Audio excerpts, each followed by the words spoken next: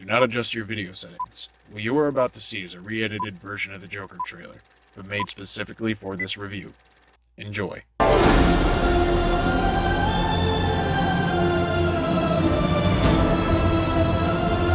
Gotham's lost its way. What kind of coward would do something that cold-blooded? Someone who hides behind a mask.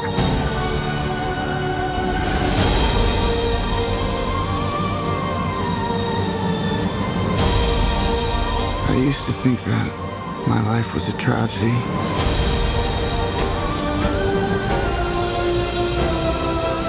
But now I realize it's a comedy.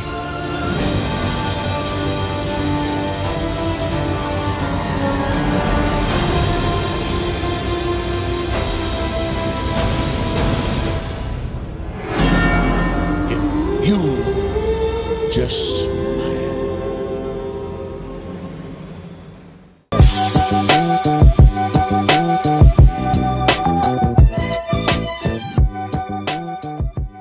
Hello and welcome to my review of the new Joker movie. I decided to go unscripted for this one, so probably going to be a lot of jumping around because I might pause and think about what I'm saying. So apologize if it's too jumpy for you. So obviously for the people who haven't seen this movie yet, I'm going to start this video off without spoilers. So you should be okay up until this point right here, this time code. So if you want to know how this movie is, but you don't want to know any spoilers, you should be okay. Alright, so to start off this video, why don't we just go ahead and go over how the actors did in their roles. Joakim Phoenix did absolutely amazing as the Joker. He brought a new light to the character. He portrayed a different version that we really haven't seen explored yet, like how it is to live with a mental illness and how society reacts to somebody having a mental illness. There's actually a really interesting twist about why he laughs, but this is the spoiler-free section, so I'm not going to tell you. Zazie Beetz, for the little amount of time that she was in it, did a really good job portraying her character. Can't remember her name, so I'll just pop it up right here. Robert De Niro's character, also known as Murray Franklin, does a great job at portraying basically Jimmy Fallon. I guess, not really acting like Jimmy Fallon, but what Jimmy Fallon does, a TV show host. When you watch this movie, there's a really interesting dichotomy between Joaquin Phoenix's character and Robert De Niro's character. Joaquin Phoenix's Arthur Fleck being a huge fan of Robert De Niro's Murray Franklin. And then, as you've seen in the trailers, he meets him and gets brought onto Murray's show, and Arthur asks to be brought out as Joker instead of Arthur. I was just thinking about explaining the story of this, but this is the spoiler-free section. So I'm going to go ahead and wrap up this section of the video really quick and then get on to the spoiler part. If you really want to see this movie, be prepared to go in for a very twisted story. This movie is definitely not for the lighthearted. There is a lot of focus on mental illness, how society reacts to somebody having mental illness, what a mental illness can do to you. And murder. Lots of murder. I mean, that's not that much of a spoiler because, well, it's the Joker. He murders people. That's what he does. But if you're not really bothered by that kind of stuff and you just really want to see a new, interesting take on the Joker, then you should definitely go see this movie. Just don't bring your kids, please. There was a baby in the theater that I went to see it in. Who brings a baby to an R-rated movie about a psycho murderer?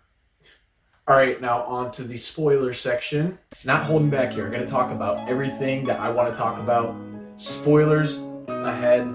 Just forewarning you. There are spoilers ahead. This is your last chance to click away. There are spoilers. Alright. 3, 2, 1. I can't believe that the Joker died in this movie, man. I'm just kidding. Just trying to get all of you people who don't want to know spoilers, but, you know. So honestly, really, this is your last chance. If you don't want to know any spoilers, go ahead and leave. Alright, now that we're in the spoilers section, let's talk about the ending of the movie. I'm pretty sure you remember it if you've seen it, but if you don't, let me recap you. So if you don't remember, in the ending of the movie, Joker goes on to the Murray Franklin show, shoots him on live TV, and then gets taken away by the police. And he's presumably getting driven to prison. Then as he's getting driven, there is an ambulance that was taken over by the rioters in the street that crashes into the police car that Joker was in. There's two people wearing Joker masks in this riot squad? Anyway, there's two people in Joker masks that grab Arthur out of the car and put him on the hood of the cop car. I thought he was dead at first, you know? But then there's this really interesting moment where he just gets up, stands on top of the car, and just starts doing his dance that you see all throughout the movie. And then he sees that he has blood in his mouth, and he just does the smile. You know what I mean?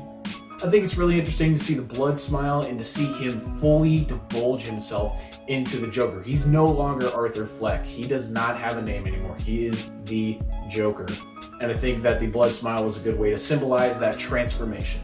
And in case you don't remember, there are a lot of twists in this movie. The main one being that Arthur and Zazie Beetz' character are shown to be in some sort of relationship. And then it turns out after all this time that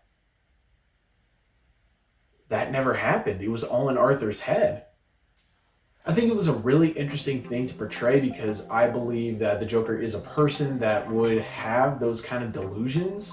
Another interesting false twist that they throw at you is they try to make you believe that Arthur and Bruce are brothers, that Arthur's mother had an affair with Thomas Wayne, the Thomas Wayne. But then it's shown that that's not the case. Arthur goes to Arkham to get the file on his mother, and he takes it and he finds out that not only is he actually adopted, but he was abused by his mother, and she's the reason that he might have the condition that he does. You know, I see a lot of people talking about how Heath Ledger would be proud of Joaquin Phoenix. I have no doubt about that, but I don't like the fact that people are comparing Joaquin Phoenix's Joker to Heath Ledger's Joker because they're two totally different versions of the character. I mean, if you go back and look at Heath Ledger's Joker, he kills people for a reason. I know that he said, "Do I really look like a guy with a plan?" But every person that he kills has a purpose in his plan. For instance, in the first scene that he's in, he kills the people that he's robbing the bank with. And he kills them because he wants the money to himself. In the interrogation scene, he kills Gamble's sidekick or henchman to get Gamble's attention, to get everybody's attention at that table. He kills the fake Batman to get Batman's attention, try to get him to reveal himself because Joker wants to know who he is. And then Joaquin Phoenix's Joker kind of just kills people because he can. For instance, there's this one guy that he worked with at the clown organization that he worked at. He's the one that gave him the gun to kill the 3 people on the subway, if you remember. And then he comes to Arthur's apartment after Arthur killed his own mother, by the way. He comes to his apartment to, try to cheer him up because he thought that his mom died of natural causes or something. And then Arthur just kills him for no reason, really, other than maybe he possibly got him fired. I'm not gonna lie, I'm a huge DC fan, in case you couldn't tell. And Joker is one of my favorite villains in all of comics, but I felt kind of uncomfortable watching this movie. I'm not saying that Joaquin Phoenix did a bad job at all. In fact, I'm gonna say the exact opposite. He did an amazing job. It's just that I didn't feel comfortable watching this movie because the motives that he had and the things that he did, I don't know, it didn't really seem like that much of a Joker to me. The Joker that I know is meticulous and collected, and he knows what he's doing. This version of the Joker kind of just doesn't know what he's doing. He just does stuff as he goes. Again, I think that Joaquin Phoenix did an absolutely amazing job in this movie. I think he did an amazing job playing the Joker. I'm using the word amazing a lot here. But that's what happens when you go unscripted. Different versions of characters come with time and different actors being told how to portray them. So while he may not be my favorite version of the Joker, he's definitely up there. He does a really good job in this movie. He makes it very believable. Another thing that I don't really like that much is how Joker's laugh is a medical condition. In pretty much every medium except for this movie, the Joker laughs because he thinks something is funny or he wants to make somebody enraged about something. But in this movie, it's a medical condition that he got because of brain trauma, most likely. I'm not saying that it was inherently a bad idea. I think it works for this version of this character. But I'm excited to see if this version of the Joker will be in future DC movies. Alright, now it's time for the rating of this movie. I haven't thought about this yet, so I'm going to do it on the spot. In real time, so you're just going to have to sit through and watch this.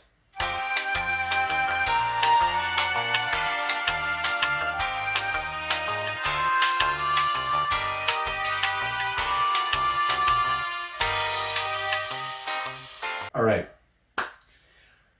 I have decided. Drum roll, please. No? Okay. Well, my rating of this movie is 7 out of 10. It's not a perfect movie, but it's not a horrible movie either. Alright, I know this was kind of a short video, but I just wanted to get my thoughts about this movie out there. Hopefully you enjoyed watching. Have a good one.